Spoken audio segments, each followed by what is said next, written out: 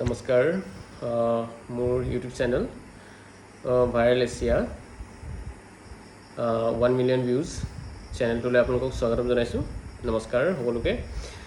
আজি কেইটামান successful business কৰাৰ টিপছ আমি আলোচনা কৰিম। সাকসেসফুল হ'বলৈ বিজনেছ ক্ষেত্ৰখনত, ব্যৱসায় ক্ষেত্ৰখনত।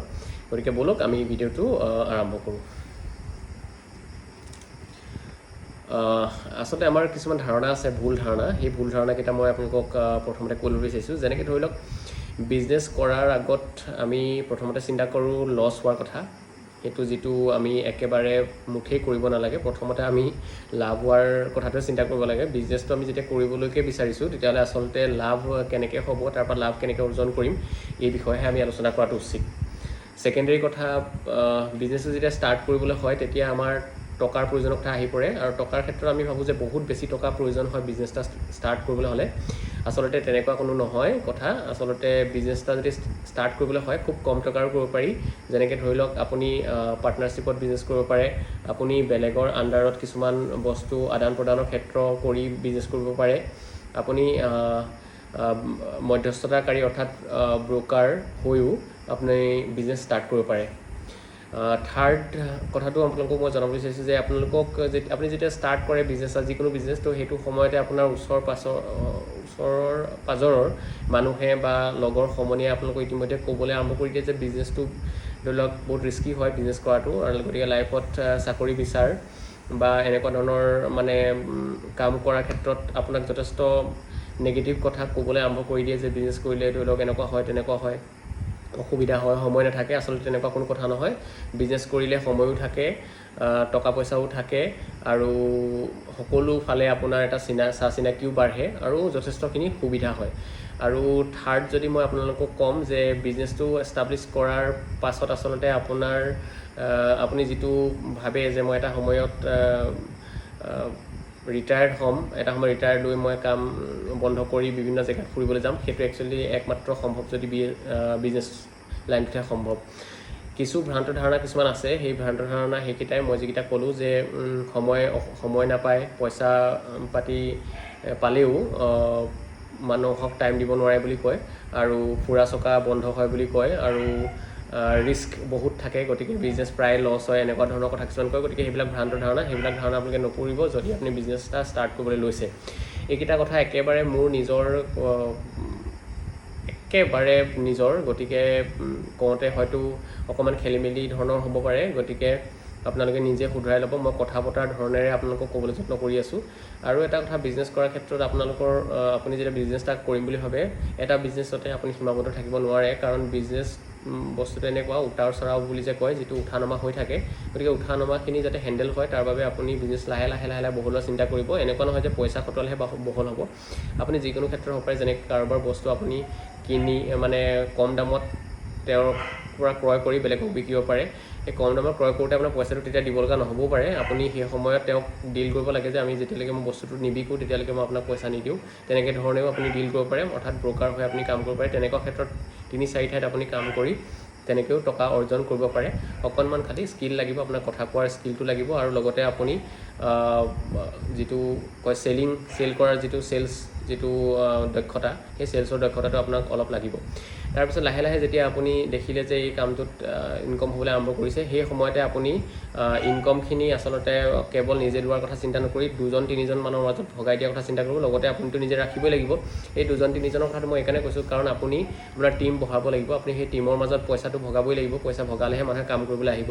গতিকে আপুনি সেই টীমৰ মাজত ভাগ কৰি দিব লাগিব। যেইটকাই নহওক, 500, 1000, 2000 যিমান পাৰে আপুনি সামৰ্থ্য অনুযায়ী ভাগ কৰি দিব। তেওঁলোককো কাম কৰিবলৈ তাত এংগেজ কৰি দিব। তেওঁলোকেও তলে তলে কাম কৰি থাকিব, আৰু কাম কৰাৰ লগে লগে তেওঁলোকে আপোনাক ইনকম দিবলৈ ইতিমধ্যে আৰম্ভ কৰি দিব। এইটো আপোনাৰ এটা কথা হৈছে।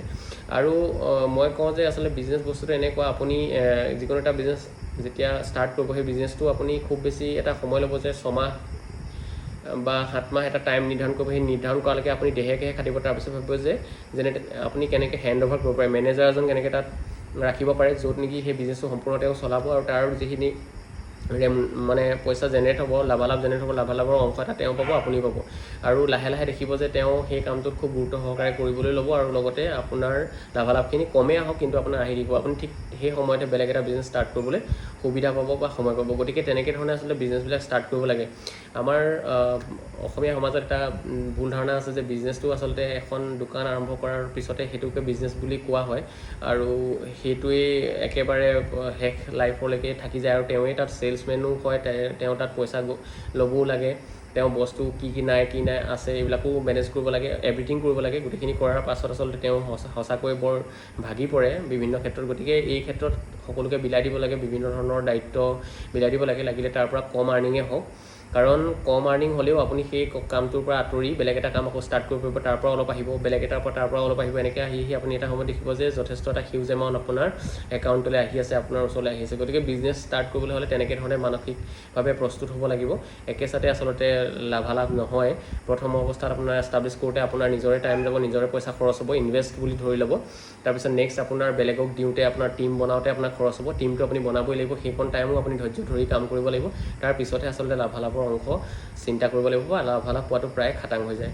গতিকে মোৰ ফালৰ পৰা যিখিনি কথা মই ভাবিছিলোঁ যে ইম্পৰ্টেণ্ট আপোনালোকৰ লগত শ্বেয়াৰ কৰিবলগীয়া, আৰু যদি মোৰ মনলৈ আহে কিবা কথা মই নিশ্চয় শ্বেয়াৰ কৰিম, মই কেনেকৈ কাম কৰি আছোঁ। মই একেবাৰে সৰু এটা কামৰ পৰা এতিয়া প্ৰায় 13-14টা কাম কৰি আছোঁ। তাৰ পৰা 2-এটাৰ পৰা যদি ন' প্ৰফিট ন' লছত চলিছে, কিন্তু কেইটামানৰ পৰা প্ৰফিট আহি আছে। গতিকে ধৰি লওক 8-9টাৰ পৰাও যদি প্ৰফিট এটা আৰ্ণ হৈ থাকে, গতিকে সেইটোৰ পৰা কমকৈ আহিলেও আপুনি এনেই এটা কেলকুলেট মাৰি চাব পাৰে। 10-15 হাজাৰ টকাও যদি এটাৰ পৰা আহে, আপুনি নিজে এটা কেলকুলেট মাৰি চাব। তেনেকৈ ধৰণে আচলতে কামবিলাক কৰিব লাগে, তেতিয়া মানুহ সফল হয়। প্ৰথম অৱস্থাত 2000 টকা ইনকমো হোৱা নাছিলে প্ৰফিটৰ নামত, কিন্তু এতিয়া বৰ্তমান ঘৰখন চলাব পৰাকৈ, এনেকৈ এটা ইউটিউব ষ্টুডিঅ' ছেটআপ কৰিব পৰাকৈ, এখন ঘৰ বনাব পৰাকৈ যিখিনি প্ৰয়োজনীয় টকা পইচা লাগে, সেইখিনি পইচা ইতিমধ্যে আৰ্ণ কৰিবলৈ সক্ষম হৈছোঁ। গতিকে আপোনালোকেও হ'ব, সকলো হ'ব, ইয়াত কোনো দ্বিতীয়টা কথা নাহে। গতিকে মই সকলোকে বিচাৰিছোঁ যে এক্টিভ হৈ কাম কৰক আৰু এটা পণ ৰাখক যে আমি জীৱনত এইটো কৰিব লাগিব, কাৰণ এটা লিমিটেড ব্যৱস্থাৰ ভিতৰত সোমাই থকাটো মই কোনো কাৰণতে ছাপোৰ্ট নকৰোঁ। মই আজিকালি যুৱচামক মই আগ্ৰহ কৰিছোঁ যে সকলোৱে আচলতে ওলাই আহক, বিজনেছৰ ফিল্ডখনত নামক, নিজকে এণ্টাৰপ্ৰেনাৰ হিচাপে গঢ়ি তোলক, ভাল হিউজ এমাউণ্ট কৰক, কোটি টকাৰ কথা চিন্তা কৰক, কেৱল জীৱনটোত লাখ টকাৰ কথা চিন্তাই নকৰিব, কোটি টকাৰ চিন্তা কৰক। কাৰণ এবিধ মানুহ কোটি টকা অৰ্জন কৰি ইতিমধ্যে ভালে কুশলে জীয়াই আছে, খুব সুন্দৰ জীৱন যাপন কৰিছে। মানুহটো এদিন মৰিবই, সেই বুলি এনেকুৱা নহয় যে মানুহ মৰিম বুলি ভাবি যে মই আৰ্জন নকৰিম, কাৰণ আশাতে মানুহ জীয়াই থাকে। গতিকে আশা কৰিছোঁ ভিডিঅ'টো আপোনালোকে চাই ভাল পালে, যদি ভাল পালে শ্বেয়াৰ কৰিব, মোৰ চেনেলটো ছাবস্ক্ৰাইব কৰি যাব খালি, আৰু এনেকুৱা ভিডিঅ' পাই থাকিবলৈ নিশ্চয় বেল আইকনটো প্ৰেছ কৰি দিব যাতে নটিফিকেশ্যন পাই যায়। এইখিনি কথা ক'বলগীয়া কথা, মানে যিকেইটা মই ইউটিউব চেনেলটোৰ বিষয়ে ক'লোঁ। গতিকে আপোনালোকে কৰি দিব, তাৰ বাবে মই অশেষ ধন্যবাদ জনাইছোঁ। ইমান দেৰিলৈকে চালে যেতিয়া নিশ্চয় শ্বেয়াৰ এটা ভিডিঅ'টো নিশ্চয় কৰি দিব। ধন্যবাদ।